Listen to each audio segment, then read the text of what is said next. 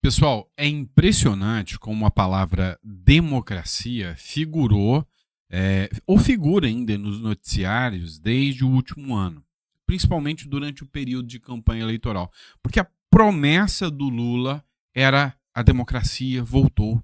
Ou seja, era a volta da democracia, era a volta do povo podendo ter participação nas definições sem autoritarismo, sem censura, nem nada nesse sentido. O Cleiton Profeta, ele fez aqui para mim uma definição do que é a democracia do Lula, que para mim é ímpar, é impecável. Olha só como é a definição da democracia relativa do Lula. A nossa democracia está tão viva, mas tão viva, que todos os juízes que condenaram o Lula foram afastados do cargo por um juiz que foi indicado pelo Lula. O Olavo de Carvalho estava certo. Não adianta só limpar a casa para os comunistas invadirem novamente. A democracia é relativa. E quando você começa a pensar, então assim, quando você está em outro país, você começa a falar sobre política com as pessoas que moram no país onde você está. E para você explicar para eles essa situação, o Lula foi condenado? Foi. O que aconteceu? Os juízes que condenaram o Lula foram afastados. Por quem? Por um outro juiz que o próprio Lula indicou agora, que é o presidente novamente. Mas o Lula cometeu crimes ou não?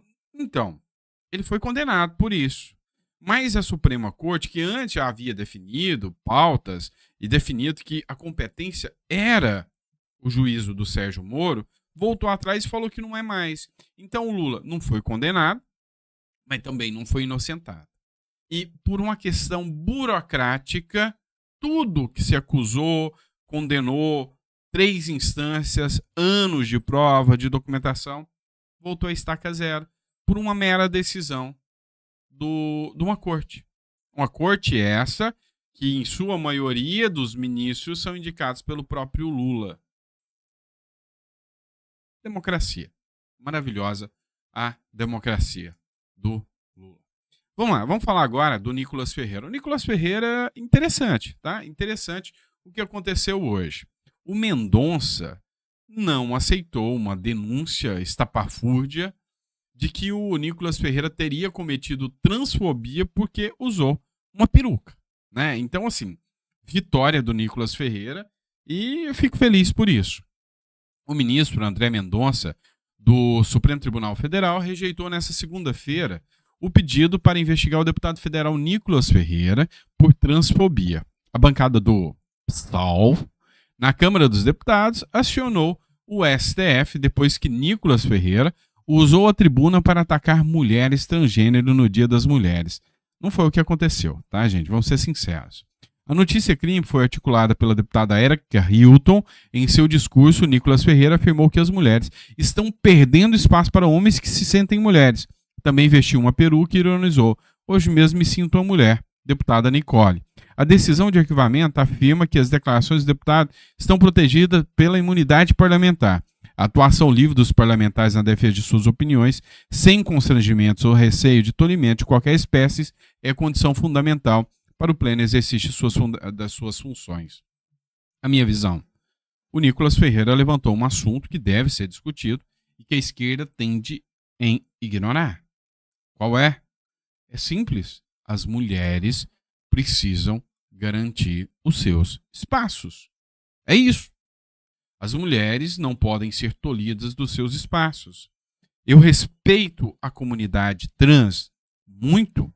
Eu acho que cada um é o que é, seja o que quiser, faça o que quiser.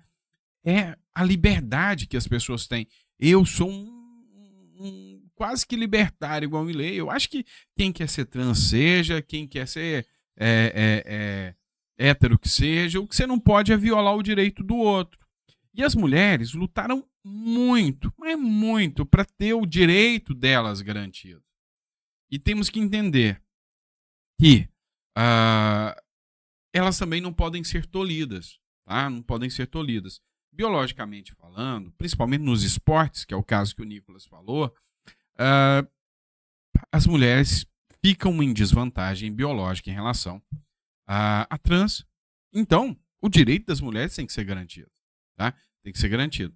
Então, não é o lugar de fala do Nicolas? Tá, mas eu vejo deputado branco defendendo a causa racial. Eu vejo deputados héteros do PT defendendo as causas LGBTs. E por que não um homem não pode defender a causa das mulheres? Então, eu acho que o André Mendonça acertou. Uma, porque realmente ele está com a imunidade e o assunto que ele levantou é sério. Tá? É um assunto sério e merece respeito. Lembrando que eu não sou contra quem pensa diferente. Mas aqui eu acho que as mulheres merecem respeito e concordo que biologicamente elas se sentem. Não, elas são, tá? Mais fracas para disputar um esporte com um homem. Então, eu concordo com o Nicolas Ferreira, tá certo? Eu concordo com o ministro do Supremo Tribunal Federal, André Mendonça. Feito? Fechou. Vamos lá. Deputado Sanderson, que é delegado da Polícia Federal, ele está tecendo duras críticas ao ministro do Supremo, Alexandre de Moraes, tá? Com críticas bem duras. Alexandre de Moraes conseguiu unir a sociedade de bem de tal forma que até aqueles isentões mais covardes tomaram coragem para pedir o impeachment do reizinho de toga. Ou seja, aqui ele chama o Alexandre de Moraes de reizinho de toga. Mas o que ele disse aqui é o seguinte: aquela hegemonia, aquela garantia, aquela, poder supremo de rei que vinha se construindo no entorno de Alexandre de Moraes começou a incomodar.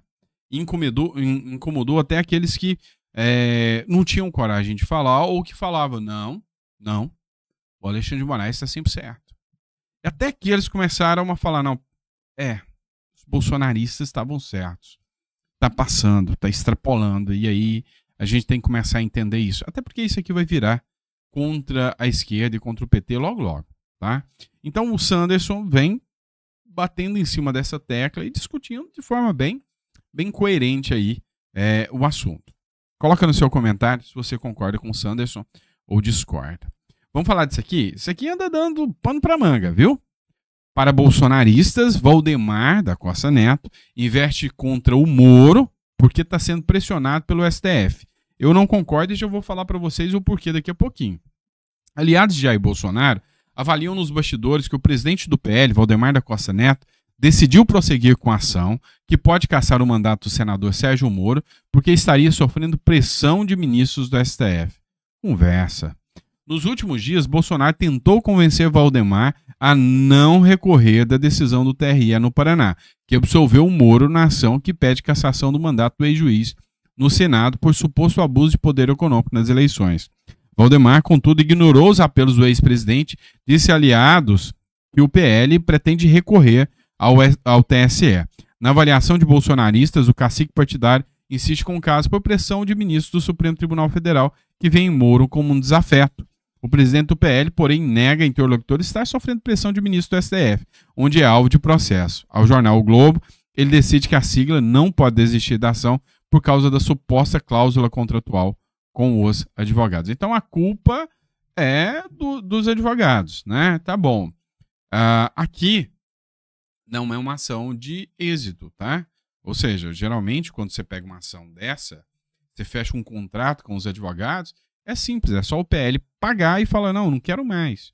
Então nem o discurso que a cláusula contratual com o advogado não me convence, nem que é pressão do STF, tá? Porque a ação do PT vai seguir e eles podem julgar normalmente. Querem tirar o Moro, que julguem. O Moro já está fora. Não será um julgamento, ao meu ver, imparcial. Não tem como ser um julgamento imparcial. A matéria do Metrópolis aqui disse que há uma pressão do STF contra o Moro por ser um desafeto do Moro. Então não tem como você achar que isso aqui é imparcialidade. E aí escancar um pouco o nível, né, do judiciário brasileiro. Mas, entretanto, todavia, contudo, essa supremacia do judiciário, essa estrutura do judiciário começa a cair, tá? Olha só, já está começando a ter briga interna. E é assim, quando você começa a entrar em conflito, o jogo começa a entrar em colapso. Barroso, que é o presidente do Supremo Tribunal Federal, se indispõe com o Alexandre de Moraes e Gilmar Mendes e corre o risco de se isolar no STF, de ficar isolado. O que aconteceu? O ministro Barroso ele andou conflitando em algumas pautas com o Alexandre de Moraes e também com o Gilmar Mendes. E eu tenho um sentimento, isso aqui é opinião pessoal minha, que os ministros do Supremo Tribunal Federal, eles zelam muito, muito pela sua imagem internacional. Tá? Aqui dentro, não. Aqui dentro eles são criticados, aqui dentro, fora da bolinha que eles vivem, eles são pessoas que, se andarem nas ruas, se andarem, vão ser criticados. Isso é indiscutível. Mas no olhar internacional, eles prezam muito pela sua imagem. A briga com o Elon Musk, na minha visão, colocou à tona essa situação e o próprio Barroso, o próprio Gilmar Mendes viram que eles podem ter essa imagem e essa credibilidade que eles pintam lá fora, porque lá fora eles têm credibilidade. São ministros da Suprema Corte do Brasil. Então, assim, a imagem de que há um autoritarismo nunca saiu da bolha, ou seja, das fronteiras brasileiras, e agora ela começa a explodir lá fora. Isso graças à atuação do Alexandre de Moraes. Então é fácil fritar o Alexandre de Moraes e o Barroso é o presidente da casa. E aqui já começa a mostrar um certo conflito, começa a mostrar uma certa independência. O Zanin já está votando para um lado, o Flávio Dino já deixou de ser aquela pessoa proeminentemente política, que atuava de forma política, você já não vê ele nos tuitaços da vida, na atuação política. Sabe, ele tá vendo o que está acontecendo com o Alexandre de Moraes, então tá atuando como um juiz, tá? De certa forma, porque ele não dá opinião sobre o que ele vai julgar, o que vai fazer, tá? Vestiu ali a carapaça de juiz, então isso vem me chamando a atenção. E aí, o protagonismo, que eu achei que quando o Flávio Dino entrou no STF, eu até imaginei que haveria uma briga de egos e tanto o Alexandre de Moraes e o Flávio Dino chegariam a se engalfinhar depois, entrar num conflito, num jogo de ego, e os dois tentariam se mandar mais que o outro.